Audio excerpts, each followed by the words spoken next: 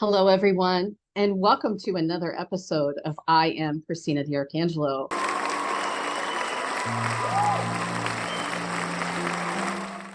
And I'm really excited for today's shoot because this is one of the last days of March, which for all of our viewers and listeners out there, hopefully you're being mindful and you're remembering that this is Women's History Month this month, the whole month of March, that we celebrate all of the wonderful things that women do, whether it's in business or otherwise. And so I'm so excited to have Susan on today because our discussion today is going to be focusing on one, being single and an executive in corporate America. And two, we're going to discuss when there is a breakup and there is a divorce, how you kind of navigate through that in the business setting and also in your professional life. So welcome, Susan. Thank you so much for joining us today. Hi, Christina. Hi, everyone. Thank you for having me. I'm so excited about this. We always have fun on these conversations. We do. That's what we were talking about before we came on. This is going to be an amazing show, I feel, because we had a previous call to the podcast shoot where we were talking about some of the things that we've learned over our careers. And we saw how many similarities that we share. And as everybody knows on these shows, I always try to show in the show that we are the same. Everybody that comes on, who comes on these shows, there's always something that ties me to them and them to me. That's how we get to the part of we are the same. So Susan, why don't you start off by telling everyone a little bit about yourself, and then you can get into being a corporate executive, right, and some of the things that you kind of went through being a single woman in corporate America, most of the time running in a man's world in right. your roles. Very good. So my whole career really started in Canada, where I grew up, but I ended up in utilities in the nuclear business starting in the late 90s. And that was a big jump for me. Up to that point, I'd been sort of doing jobs, jumping around, but this was the first real career opportunity. And so I picked up everything. I was married at the time. I picked up everything. We moved down to the States and started this job. It was really something completely different place to live, a different kind of job. And I'm a project manager.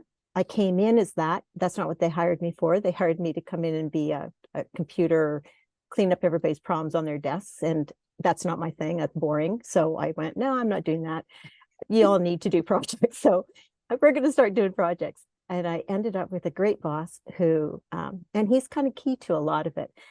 He came in, he was hired a week after I was. There'd been a big shakeup in the company. Every management level between me and the senior vice president for the company had been wiped out 2 weeks after I started.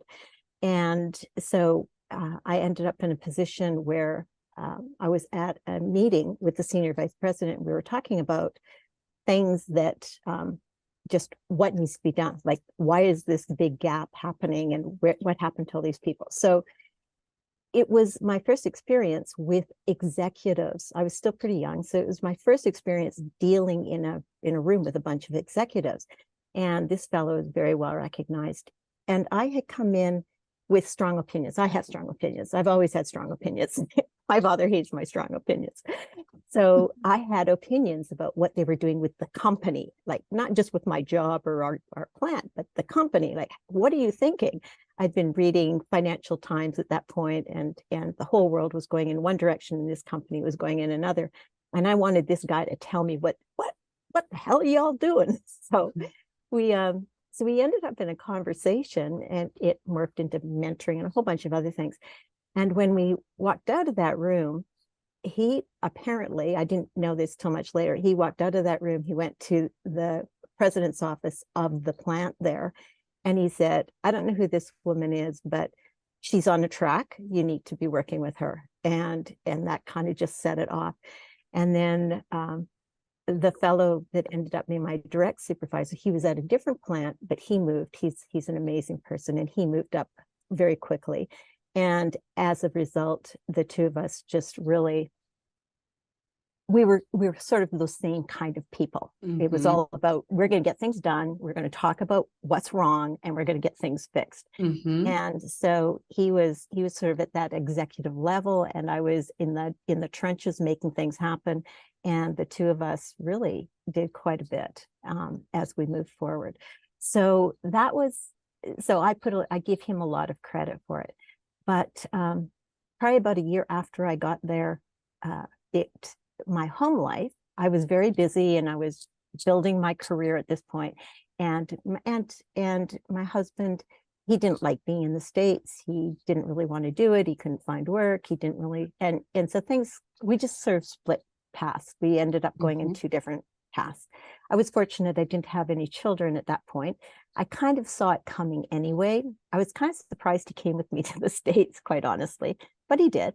And but 6 months later, we split, and he went back to Canada, and I just took off from there. And there was nothing to hold me back, and it was wonderful. And it was fortunate for me. I had no kids, so I didn't have those kinds of issues to deal with, which I know a lot of women do when they go through a divorce. But for me, it was like freedom. I'd been married for 10 years, and it was okay, but it wasn't, I had already intentionally decided I would not have children with him because I knew that at some point we'd probably break up. And so when he left, it was very liberating. And I just dived right into my career and my job, and it went from there. Ended up in massive projects that were industry-wide, ended up on the new nuclear project, working with the engineering department, putting in new nuclear designs and things like that. So it's just been a great time. And when you made that split and you got divorced, obviously as women, we don't go wandering around telling people that we're getting divorced or that we're divorced, or whatever, right? We just keep it to ourselves. We execute, right? We're here to work. We're not here to talk about these personal issues. It's embarrassing anyway. Right. So, Right. So when did they start to find out that you were no longer married, and what happened then? I'm just curious. So they found it interesting. I had an interesting relationship with the people that I worked with because I was always very private. I didn't share my personal life with anybody. They knew I was married because once in a while we'd go out for dinner and my husband would meet us and we'd do dinner. And then we went out for dinner and he didn't show up. So that was kind of, I guess we should have that conversation. Yeah, it's a clue. And so it's interesting. You're right. I never crossed paths between my personal life and my work life. And it was interesting because 10 years later, I ended up with a child and people were shocked. It was like, what? Like, where could this child have come from? Like, how does that work? Like you're an alien or something. Yeah, like because you're working. Yeah, you don't have a personal life. Like how do you make babies when you have no personal life? Like, we don't even know that there's a person in your life. How could you do this? And that was the uproar. The divorce wasn't the big one. It was having a baby without a partner that was the big one for everybody. So, and which is creates all kinds of attitudes. Oh, right. Man. We're not in the 1900s, folks. People have babies all the time that they're not married with because they choose to have a child. Right. And in your case, that's what happened. You decided one day, you know what? I think I want to have a kid because I'd like to leave a legacy. So you figured out a way to do that. And so instead of embracing it, they're looking at you like you're an alien, like you came out of a ship and all of a sudden there's a baby. The baby just came along. That's right. And it's kind of crazy to me that's what happens to us a lot of times. Yeah. You and I are the same in the sense that, yes, I'm also divorced. And the interesting thing was, I'm a CEO now, and I was going through my divorce. And so I don't really have to tell people things because I'm the CEO. But what what happened was I started changing things. So I had an extra last name to my name at one point in my life. Right. And I did that out of pressure from Right. society and Right. elsewhere, right? Even my own family, my father, who was behind me my entire life and my career, but when it came to that stuff, he was very old school. Right. And so it was always a perception that your child would look like they came from a broken home if I had a different name than my son had, right? Right. Right. So I negotiated. I know this sounds crazy, but life is You full do of what you do. negotiations. That's right. I negotiated that Christian would be named after me, his first name, Christian Christina, and then his middle name would be DiArcangelo. Right. Because it was important that I carry forward my name Your own name. and my heritage and my legacy, because that is something that I can't stand for if somebody wants to do otherwise. And so, yes, I agreed to add the other name to my end of my name, which became a pain in the rear end later. I know. It is. Changing yourself back. Like, I remember when I filed for my divorce, it was 12/13/19. And I have a photographic memory, so that's how I can say it so quickly. And when I filed my divorce and I was pro se, I represented myself. Right. I filed because I have a paralegal degree, so I was fortunate I could do this. Right. And it wasn't a fight. We weren't fighting in this divorce. Like it's done. Yeah, makes a difference. Yeah. We ended up fighting later. So when we get to the financial stuff, we're going to talk about that. So I changed my name back to DiArcangelo exactly that motion, and I got it granted. And so I went right back. But before that, June of 19, I took off the old name off of all of my social media and my LinkedIn and my CV. My email still stayed the same. Right. For a little while. Yeah. Because everybody knew about that other name, right? Yeah. And I'd been married for, 7-8 years. So it was like, I have to keep that right now. And then I didn't want to be too disruptive. But and it was weird because my ex-husband didn't even notice, because we officially didn't. I asked him to leave the end of August of 19, and I had already changed my name back everywhere. Right. Like, I don't understand how he didn't notice that, but he didn't notice. That kind of gives you a clue about how great this was. Super it was. And I remember though that people, like, now my son has a different name than my name in school. Right. But I don't care, because listen, they know who Christina DiArcangelo is. They know I'm his mama. Right. And I show up. Right. And I'm part of the team. And I don't care. I don't let that stigma anymore keep me from being able to express myself and being free. Because I feel like we should still be able to exercise, not accessorize, people. Sorry. Exercise our freedom. Right. Exactly. Life's too short. You have to make it count for yourself. And that might sound selfish, and I've been told I am, but the fact is, it's my own life, and it's mine to do what I want with. And that's right. I really believe that. And as long as I'm not tromping on somebody else's, I do what I want. And if you don't like it, well, that's too bad, because you're going to miss out on stuff. That's on you. That's right. Right. Yeah. We can't continue to feel like, we're less than. Or to make other people feel something different. Right. It's not your responsibility. No. If they want to feel that, they can do it. Now, it stops at one point, though. It stops when they start treating you a certain way because of it. But it was really funny. When I told them that I was pregnant, there were 5 men sitting in the room when I brought that up. Two of them got really excited. Oh, that's so wonderful. Oh my, that's so good. I'm so glad you did. One of them said, oh, it's about time. I think women should always have children. Like, it's like, really?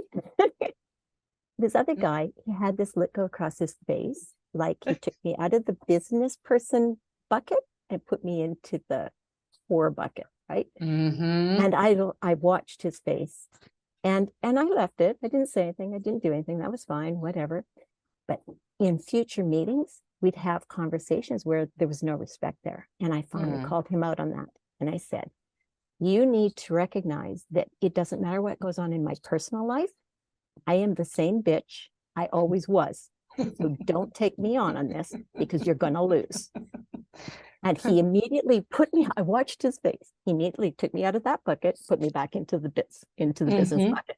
Because sometimes you just call it. You just call it. Which is where you're supposed to stay. This is business. Right. This isn't, we're not in a therapy session, right? Where we have to express things because we're in a therapy session. We're at work. We're here to do our jobs. We're here to meet goals, move the product or whatever it is forward. We're here to do our job. We're not here to explain what we're doing on our personal life because that's no one's business. Nobody's business. Exactly. And it shouldn't come into the workplace, quite frankly. That's right. That's right. The only reason a woman even tells the business that they're pregnant is because they're going to figure it out because you can see it. But if you have to take some time off. You'd never tell them. At some point you did. Yeah, you have to take some time off. Yeah. But it's the other thing I always find really interesting about that whole thing is that all of a sudden you're seen like a sick person. And that I always find really hilarious because, all through history, most women just kept going to work and had the kid like right there in the field. Because like they were at work. Right. You were still feeding the kid. You still had to feed everybody. Right. So there's strange attitudes that have come into society. Yeah. I think in this last 100 years, it's really. And touching, I don't know if this happened to you, but I would have people come up and listen. I was an unhappy pregnant lady because I was sick most of the time. Vomiting. That's too bad. Pretty much my whole pregnancy. Oh. I only gained 20 pounds. Wow. And so I was sick all the time. And I had nosebleeds because when my blood pressure would go, then I'd have a nosebleed. So I'd be sitting in a meeting because I have a nosebleed, and people are like, what's going on? And then they're looking at you because you're they look at you, they see the little belly. And then people want to touch your belly. Listen, I'm not for it. Actually, okay. No, I didn't actually have that problem. Oh, I had it. Did that with me. I had it at the grocery store in the weirdest places. Oh yeah. The Chanel counter. The Chanel counter. Yeah. I was like, what? Yeah. I was with my best friend and this lady comes up, she's all excited. She's like, oh. And most of the time people didn't know I was pregnant until I turned around because I told you I've lost so much, I had kept throwing up. I didn't gain much weight. I had like a little in the front of me, like a little. And so then they would see I was pregnant. Then they'd get excited. Then isn't this just so exciting? Aren't you having the best time? And then they'd be, listen, back up. No, I am not having the best time of my life. As a matter of fact, it's quite dreadful.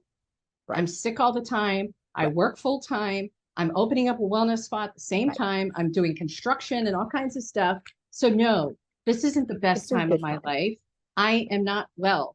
I don't feel well. I don't want to talk about it, and do not touch me. No, I'm not in a petting zoo, and I'm not the animal that you're touching. Stop it. I was like, what in the? Yeah, I know. And this was a while ago. And that carries out because then you have the kid and everybody wants to touch your kid. Oh, no. It's like, what? No. Give me a break. No. And then it's crazy. I had the problem of internally in the family dynamics where my ex-husband's side of the family kept trying to push Christianity onto Christian. And even though his name is Christian, he was going to be raised Baha'i. I'm Baha'i.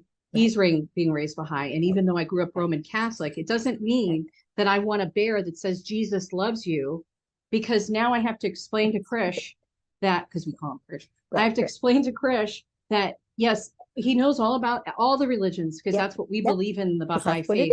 There's no elitistness. It's a democracy and we love everyone. Right. So then I would have to explain that who Jesus is, but we're Baha'i, and you're not going to get a stuffed animal that says Abdul Baha is loving you. That's not how it works in the Baha'i faith. Right. So it's not happening. Right. So that was very trying. And then we have a little bit left of time, if you don't mind. let's yeah. talk a little bit about financial stuff because, you know, a lot of people go get divorced and then that's when their eyes Yeah. really wide open and go, Right, oh right, my God, I have no money left. Or, oh my God, where did all the right, money go? Or, oh my right, God, why did this money get spent on this? Let's right, talk about that for a right. little bit, if you don't Yeah. mind. No, that's great. Um, yeah, it's really a problem that happens when you get married and nobody thinks about it. Like I remember when I got married and I didn't even know that we needed a license. It's just when we were there at the wedding, all of a sudden there's this document in front of me and pretty little feather pen, and I'm supposed to sign my name to something. It's like, what is this? Well, what it is a legal document that basically says that you now have made a financial commitment with this other person. No one ever talks about that. You don't know why you're signing this. You know, they make it all about love, and it's not. It's marriage is a financial contract. That's all it's ever been. And it's only the movies that's made us believe that it's a love contract. It's not. The love can happen without the marriage. Marriage is about money. And most people don't learn that until they're in a divorce. Because when you walk into a divorce and you're sitting at that table with lawyers and the ex and everything that's going on, they only want to talk about the money. That's all there is to talk about. They don't care why you're there. They don't care whether you were hurt or whether you were the person that hurt somebody else. They want to know all that stuff because that's how they set blame and how much, but we need to know blame so we know who gets the money. And so this is a money thing from beginning to end. And this is why most divorces get very, very ugly, especially when the person who's leaving understands that and the person who's being left is thinking it's an emotional thing. And it doesn't have to be just women. It can be both ways, right? If you feel like you're being dumped, you're already emotionally upset about that. And now, on top of that, you're in a room and nobody wants to talk about your feelings. They don't care. What they want to know is how much money there is and who's going to get it and who's got responsibilities and how do we decide what that split looks like. And so the more ties, the longer you're together, the harder that is. It's particularly hard, has been particularly hard for women in the past because many have either been required to or chosen to stay home and raise the family while the husband has been supported through school, through getting a job, through advancing his career. And she's kind of just sat there and been the support network, but there's no price tag attached to being support network. And so you get to that point, and now if there's animosity here, we've got people that he's going, it's my money. I made it. My husband said that to me. I couldn't believe it on the way out. We had always split everything half and half because I'd watched my parents go through that mess, and I was really critical about what do we do. Every maybe this is part of why we broke up, but it didn't matter what we were buying. I knew exactly how much was my half and his half, and everything was tracked. And so when we got to the divorce part and we're walking through talking about, well, who gets what pieces, it was like, well, I've tracked this. I'm going to tell you who's getting what because I know what I came in with and I know what I'm going to walk out with. And he didn't fight it, but I had to, he didn't fight it because he didn't have a choice. My parents, it didn't look like that at all. My father decided how much it was going to be. And then once they figured out the money, then they decide what to do with the kids. And so what ends up happening is the guy gets the money and the wife gets the kids and all the expenses. And now there's an ongoing battle going forward. Who's actually supporting the kids? Yep. So in my case, we didn't have real property, real estate asset because the house was mine that I had premarital. Right. So there wasn't that issue. We didn't have to divide stuff up. That helps. Yeah. And when we divorced, it was, we just left and went our separate ways. Right. So I thought, but then what happened was, and I'm a pretty educated person, and this happened to me. So I'm saying this so that other people, stay awake during this. because they have Process. to pay attention to everything. I own through two of my companies a race car. My companies procured these, procured this. My first company procured it as an asset. Then my second company was my first CRO. Then my second CRO took over when the first CRO I wound down, right? And it wasn't making any revenue. So how could it afford to pay for sponsorships for this race car? So then my second company picked up everything. And we're talking thousands of dollars here. It's very expensive to own a race car, especially when you buy a rolling chassis and then you turn it into a race car with the nitrous baths and all the wiring and the slicks and everything that you have to have for the car. It's constant. Every time you race, you have to put you have to do the maintenance on the car, and then you have to pay for the nitrous, you have to pay for the track entry fee. So all of that costs money. Right. And unfortunately, what happened to me was the car was taken by my ex-husband because he raced it for me. I owned the companies owned the car. I'm the CEO of the companies. Right. So here, he wouldn't give it back. And even after going to my lawyers and having them send a cease and desist, sending a demand, calling the police didn't want to get involved because we were once married, even though this isn't marital property. Right. It was owned by the companies. Because I had been in a divorce, that's what they viewed this as, and they didn't want to action this. So I had no other choice but to file for, I filed a lawsuit July 7th of 21. Okay. We're in 2023. Right. Still going. Still going on. We just had a deposition, and I can't get into too much about that, but it was about 20 days ago. No, I'm lying. Not 20 days ago, 27 days ago. We had the depo. So now we're in the next round, and I continue to pay all these legal fees. And my attorneys are like me, they're big league, right? So I pay $500 to $800 an hour. And my ex-husband does not have that kind of cash. His attorney is not at the same caliber as mine.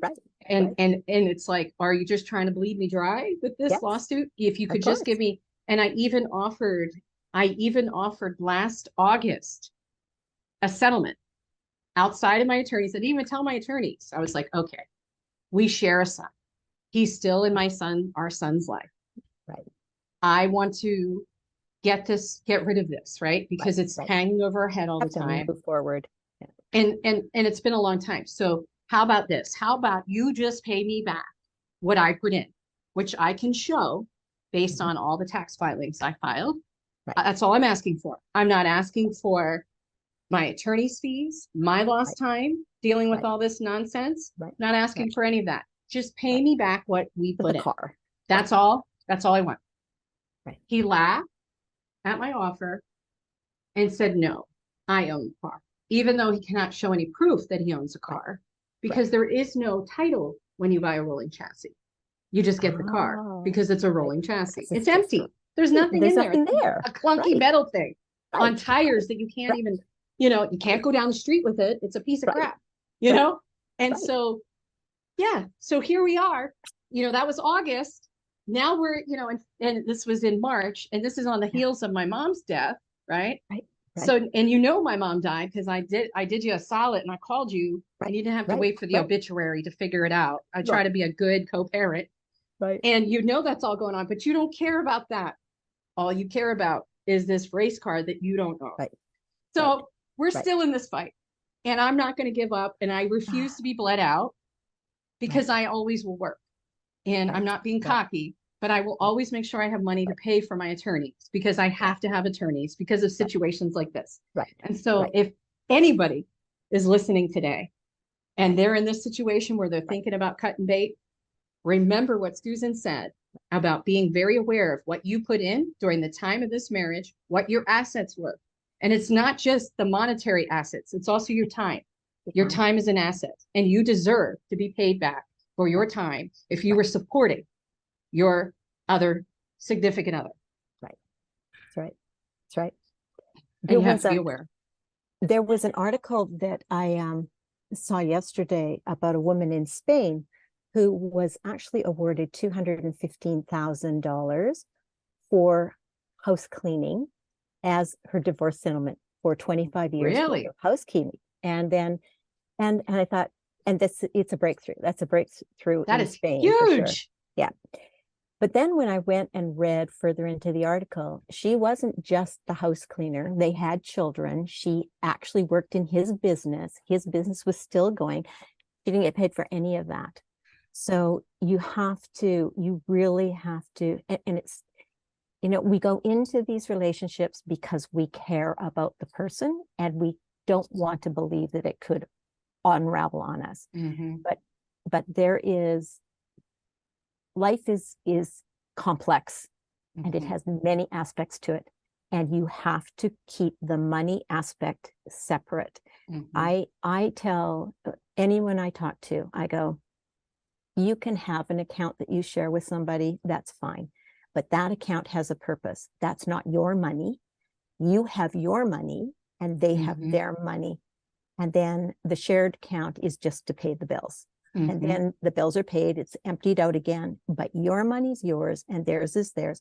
And if they're requiring you to stay home, then you figure out what you're going to charge them.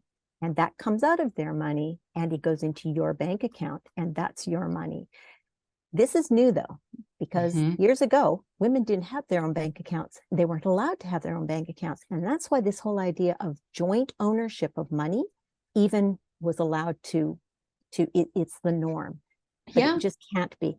You have to own your own money. You have to know what it's for, because every person's bringing value to the table and you need to be recognized for your value every single day. Right. And you'll find if you do that, you end up not in divorce because they actually respect you for having stood your ground. And now you used your voice. You've used your voice. Exactly. So I mean, I think about like even with my situation, I was the person who made more money. And unfortunately, because I ended up paying a lot more, right? Because we needed things and especially for our son, I didn't want our son to go without because I grew up poor, and I didn't want Chris to have to ask and worry about things, as a little kid. Yeah. And I was his sole caretaker. So you're probably thinking, whoa, wait a minute. You were the breadwinner. You were working as a CEO. You had, not just your CEO, you had the wellness spa going on at the same time. And you're also taking care of the whole house. Taking the whole house. I was taking care of the entire household, everything, including even when my stepson would come every other weekend, I was responsible for taking care of him while my ex would go out and work on the weekends, supposedly at the yard.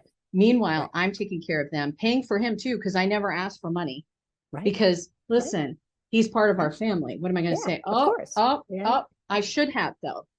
Let me tell you something. Looking back and where I am today, I should have asked for my money over this. And it actually came up in my deposition when they asked about things from the past. And I was like, yeah, well, I paid for everything.